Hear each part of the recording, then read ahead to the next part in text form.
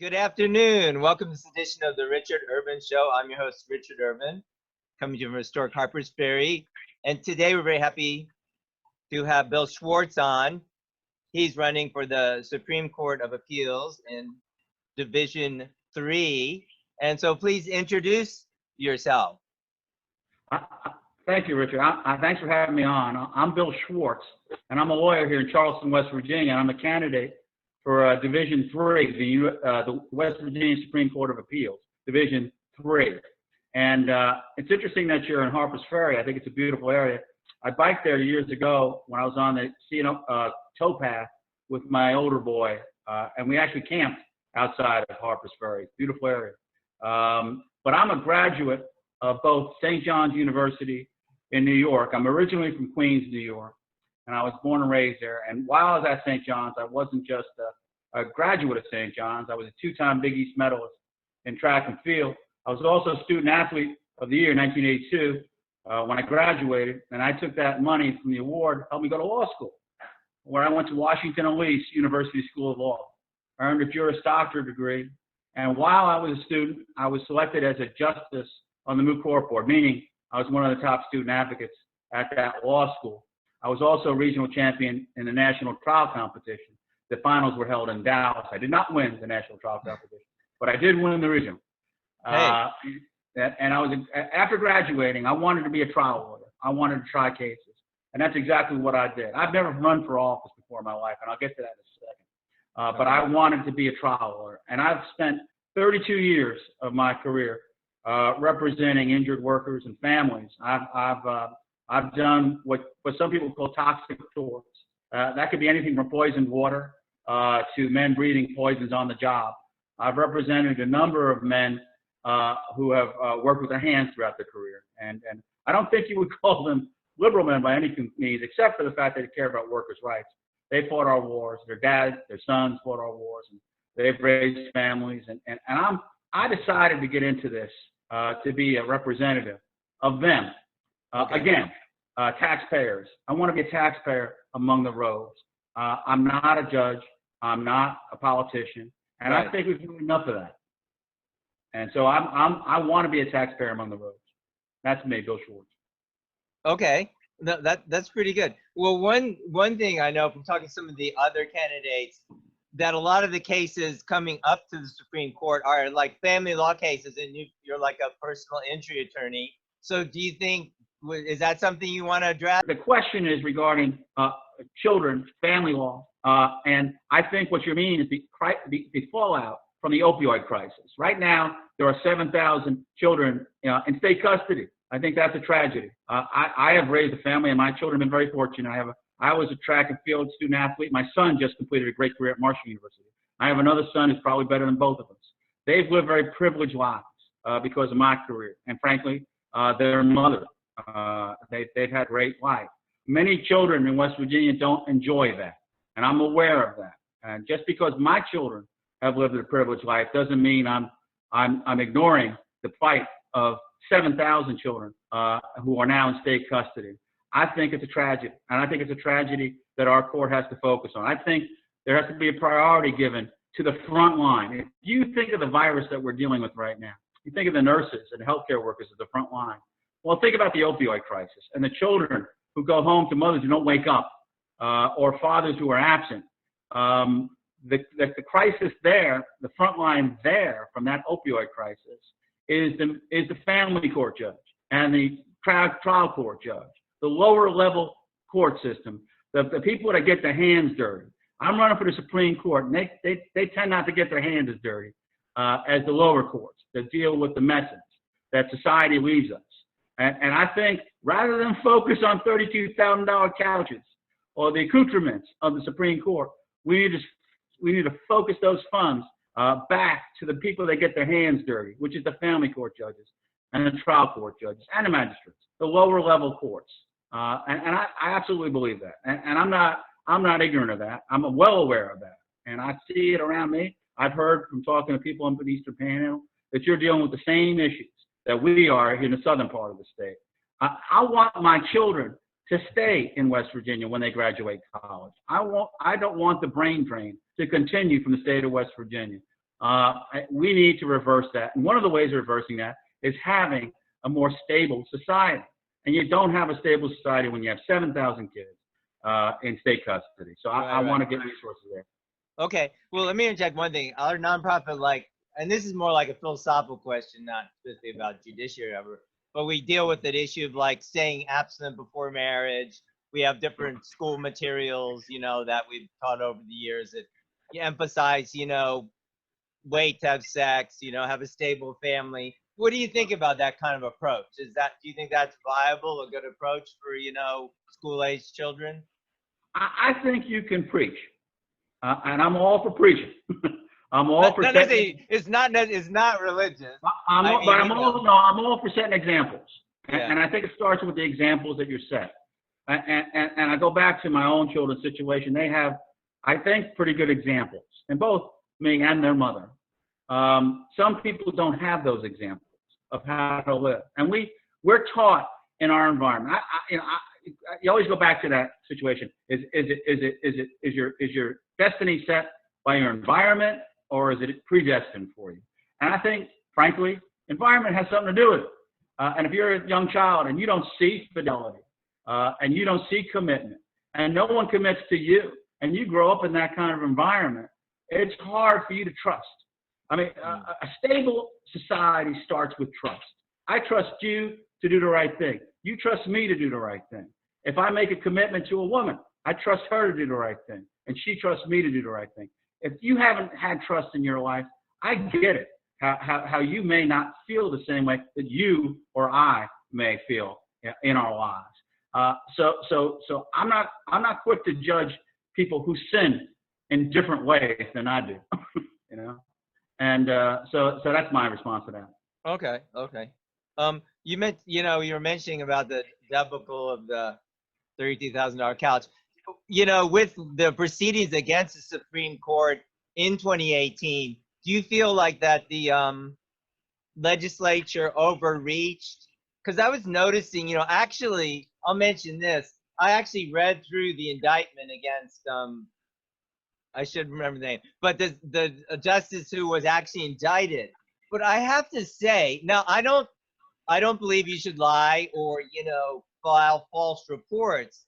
But I do have to say, I did take the time because I kept seeing the article, the criminal federal indictment. I says, well, what did they indict the guy for? And he said, okay. And don't get me wrong, I don't think you should lie or file false reports. But he said, okay, they indicted him on some of the indictments were like, he filed $30 in false claims for mileage. I thought, okay, or something. I said, okay, that's wrong. But I mean, they seem to have made this huge deal out of it. So I don't know. Do you know what I'm saying? What's your opinion about the whole thing? I do. And my feeling is my limited involvement. Again, I was married to a federal prosecutor. So one thing I know is never lie to the feds. If they're investigating, Martha Stewart, for example, she did a simple trade that was considered insider trading. And what they got her on was lying to the feds. So there is such a thing as taking an oath in court.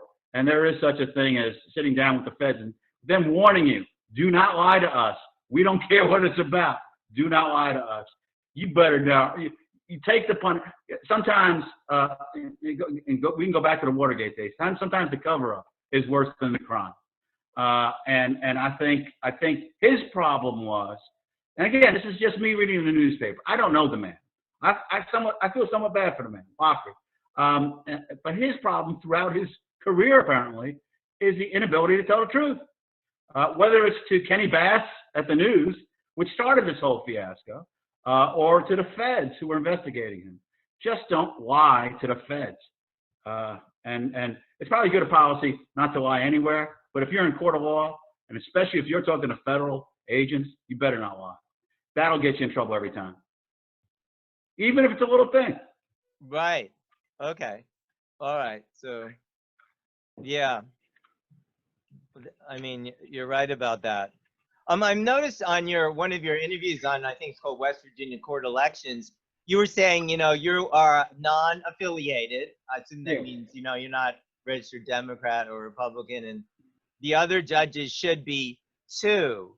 so that means they shouldn't have a party affiliation, or like, does that mean you're like lifelong non-affiliated? Just, do you want to speak anything about that? I noticed it was on your questionnaire. Absolutely. I think absolutely. I'm glad you brought that up. It's important. I am politically unaffiliated, meaning I'm not Democrat, I'm not Republican, I'm not independent, I'm unaffiliated. Right. And I did that for a reason. I think everyone out there should realize, first of all, the legislature changed the law in West Virginia several years ago. They made what used to be partisan races for judicial races. Can you still hear me? Yes, I hear you. Okay. They made, the legislature made what used to be partisan, in other words, Republican versus Democrat versus independent. They made it nonpartisan by law. It is illegal for me to tell you that I am part of a particular party under that law. If I advertise on TV, I can't say Bill Schwartz Republican or Bill Schwartz whatever for office. That's improper. Because that is the law, and it's been the law for a number of years right now, I felt it incumbent upon me to be politically unaffiliated and to commit to being politically unaffiliated. And I think the reason for that law is that if you're going to the highest court in this state, if you're going to the Supreme Court and you've got your land at issue, or heaven forbid your life at issue, you shouldn't have to worry about whether you have an R or a D next to your name, that it matters what that judge is going to rule. That he's going to rule based on the facts and the law every time, irregardless of who is in front of him. And that's the purpose behind it. And that's kind of the reason why I've been lucky in life. I've had a good career. I have made money. I'm self-supported. I'm mostly self-financed. Nobody owns me. And I guess this is my statement, that don't even try to own me. I'm not going to make a promise to anybody. I'm not making a promise to a Republican or a Democrat or any out-of-state or in-state interest. I'm going to commit myself to what I've said throughout my campaign and my career. I'm committed to the law and the people of West Virginia. So I'm unaffiliated, except for that fact. Okay. Okay, that's clear. Yeah, that's good. Do you think, like, if you're free to say anything about, I don't know, with all the things on, like with COVID-19, there's so many restrictions, regulations.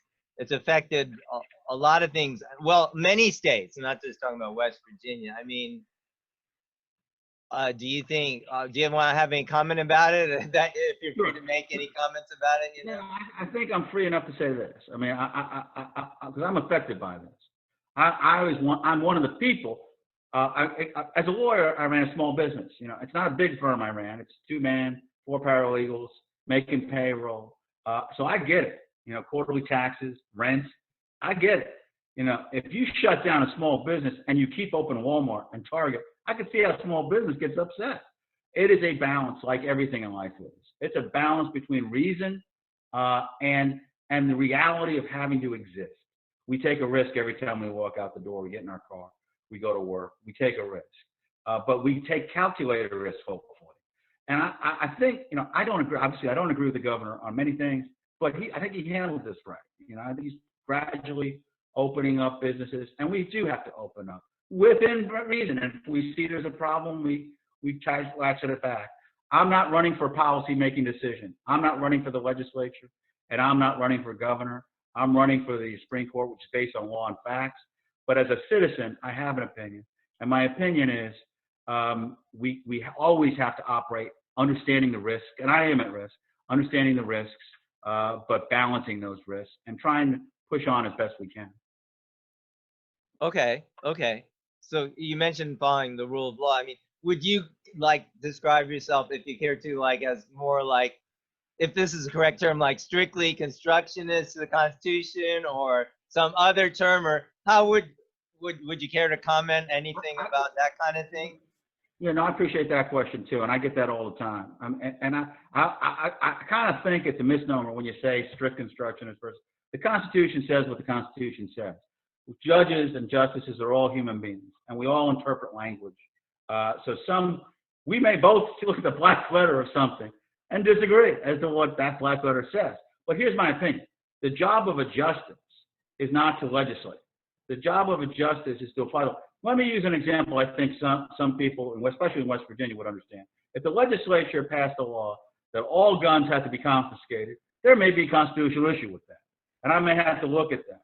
If the legislature passed a law that you can't criticize the governor in any fashion, I may have a problem with that. And the Constitution of either our state or federal may find that unconstitutional.